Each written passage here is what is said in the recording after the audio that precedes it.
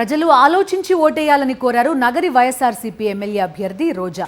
ప్రజలకు ఏ సమస్య వచ్చినా అవసరం ఉన్నా వాటిని పరిష్కరించేందుకు అందుబాటులో ఉండే నాయకులనే ఎన్నుకోవాలని కోరారు ఆమె.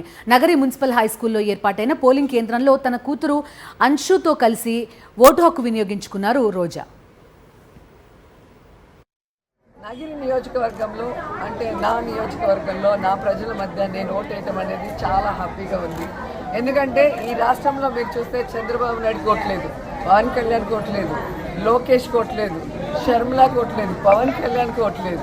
వీళ్ళంతా హైదరాబాద్ నుంచి వచ్చి ఇక్కడ కథలు చెప్తారు. అంటే రాష్ట్రం మీద ప్రేమ లేదు, వాళ్ళ నుంచి నియోజకవర్గం మీద ప్రేమ లేదు అనేది అక్కడే అర్థమవుతుంది. వాళ్ళ నియోజకవర్గంలో ఇల్లు ఉండదు, ఓటు ఉండదు, కానీ మాట్లాడతారు.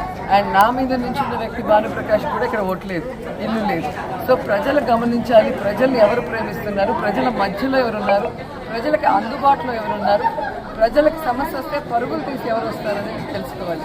సో ఈరోజు నా నగిరి నియోజకవర్గ ప్రజలు నన్ను ఆశీర్వదిస్తున్నారు. ఆడపడుచుగా నన్ను 2 సార్లు ఎమ్మెల్యే చేశారు, 3వసారి కూడా ఎమ్మెల్యే చేయడానికి మా అక్క చెల్లెమ్మలందరూ కూడా రెడీగా ఉన్నారు. అంటే మహిళా ఎమ్మెల్యేగా ఉన్న ప్లేస్లో మహిళా ఓటర్స్ కూడా ఎక్కువగా ఉన్నారు. అండ్ జగనన్నకి మాకు శక్తి మహిళా శక్తి. సో మహిళలందరూ కూడా చాలా స్ట్రాంగ్గా ఉన్నారు. ఫ్యాన్కి ఓటేయాలి, జగన్ని ముఖ్యమంత్రి చేయాలి, రోజమ్మని మళ్ళీ ఎమ్మెల్యే చేయాలని. సో ఇక్కడ వచ్చిన వాళ్ళందరూ కూడా చూస్తే మీకే అర్థమవుతుంది.